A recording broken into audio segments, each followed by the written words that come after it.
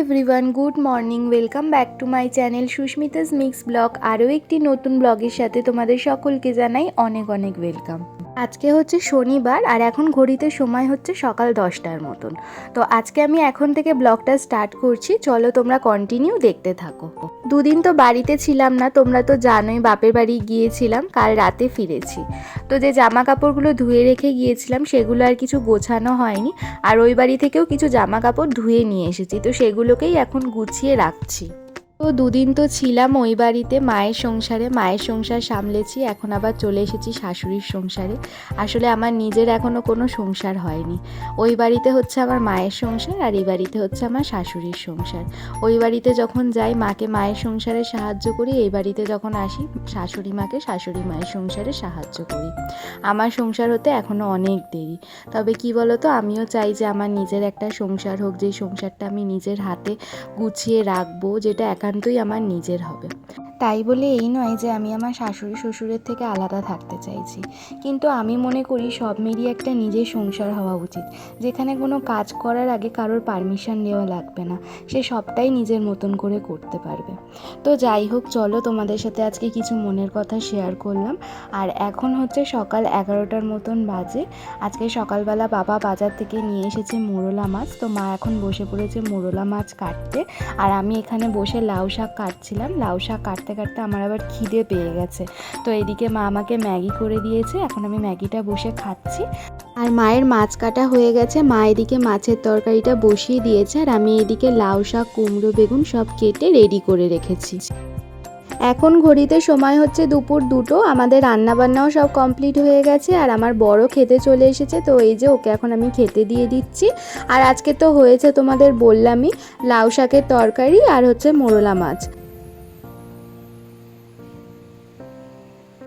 তো দুপুরবেলা খাওয়া দাওয়া সেরে প্রায় 1-1.5 ঘন্টার মতন ঘুমিয়ে নিয়েছি, আর এখন এই 5:30টার কাছাকাছি বাজে। এখন ঘুম থেকে উঠলাম, উঠে এই যে একটু জল খেয়ে নিচ্ছি।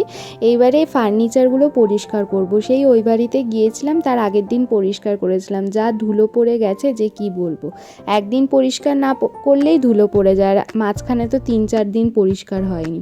তো যাই হোক, এগুলো এখন আমি পরিষ্কার করে নিচ্ছি। আর যা রোদ উঠেছিল আজকে সকাল থেকে, বাপরে বাপ, কষ্টের দিন তো শুরু হয়ে গেল।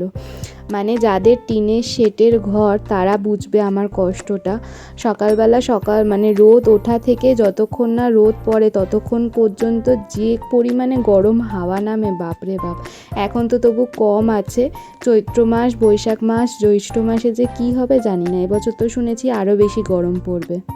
তো যাই হোক, এবার আমি কিছু কথা তোমাদের সাথে শেয়ার করতে চাই। সেটা হলো কি, আমাদের এই রকম ঘরবাড়ি বলে সবাই ভাবে যে বিয়ের পর থেকে আমি অনেক কষ্টে রয়েছি, যেহেতু আমাদের ঘরগুলো ছোট ছোট, তার মধ্যে ছাদ দেওয়া নেই, টিনের শেড। তো অনেকেই ভাবে যে আমি খুব গরিব ঘরে বিয়ে করে এসেছি আর আমি অনেক কষ্টে রয়েছি। তো সবার উদ্দেশ্যে আমার একটা কথাই বলা, যে কষ্ট কাকে বলে? খেতে না পাওয়া, তারপরে দিনের পর দিন না খেয়ে থাকা, এইগুলোকে কষ্ট বলে। এই কষ্ট আমার নেই, সত্যি কথা বলতে নেই। তবে কি বলো তো, অনেক বড়লোক বাড়িতে অনেক মেয়েদের বিয়ে হয়, কিন্তু তারা কিন্তু সারা জীবন সংসার করতে পারে না। 2 দিন থাকে, 3 দিন থাকে, 2 মাস থাকে, তারপরেই সংসার ভেঙে চলে আসে। হ্যাঁ, হয় কি, তাদের সংসারে নানা রকমের অশান্তি থাকে, হয় শ্বশুর শাশুড়ি ভালো হয় না, হয় বর ভালো হয় না। কিন্তু আমার ঘরবাড়ি ভালো না হলেও আমার কপালে কিন্তু আমার শ্বশুর শাশুড়ি আর স্বামী তিনটেই ভালো পড়েছে। কেউ মানে আজ পর্যন্ত আমার শ্বশুর শাশুড়ি কখনো আমাকে উঁচু গলায় একটা কোনো কথাও বলেনি। আর আমার বরের কথা তো ছেড়েই দাও, ঝগড়া অশান্তি তো বরের সাথে হবেই, আর ঝগড়া শুরুটা সবসময় আমিই করে থাকি, এটা আমার বলতে লজ্জা নেই। আমি যতক্ষণ না চেঁচিয়ে ওকে কোনো কথা বলবো ততক্ষণও কিচ্ছু বলে না, ও চুপ করে থাকে। আজ পর্যন্ত উঁচু গলায় আমাকে কোনো খারাপ কথাও কেউ বলেনি এই বাড়িতে। তো এই দিক দিয়ে, মানসিক দিক দিয়ে আমি অনেক শান্তিতে রয়েছি।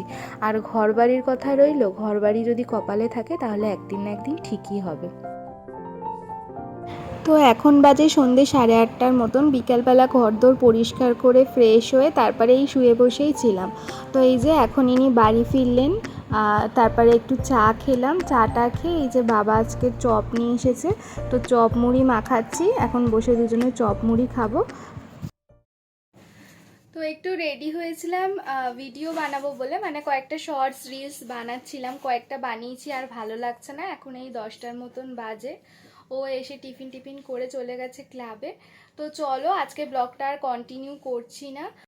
তো রোজই তো একই কথা বলি, ভালো লেগে থাকলে লাইক করে চ্যানেলটাকে সাবস্ক্রাইব করে বেল আইকনটা প্রেস করে দিও, যাতে করে যখনই আমি ব্লগ আপলোড করব তোমাদের কাছে নোটিফিকেশান যায়। দেখা হবে আরও একটি নতুন ব্লগের সাথে। ততক্ষণ সকলে ভালো থেকো, সুস্থ থেকো। টাটা।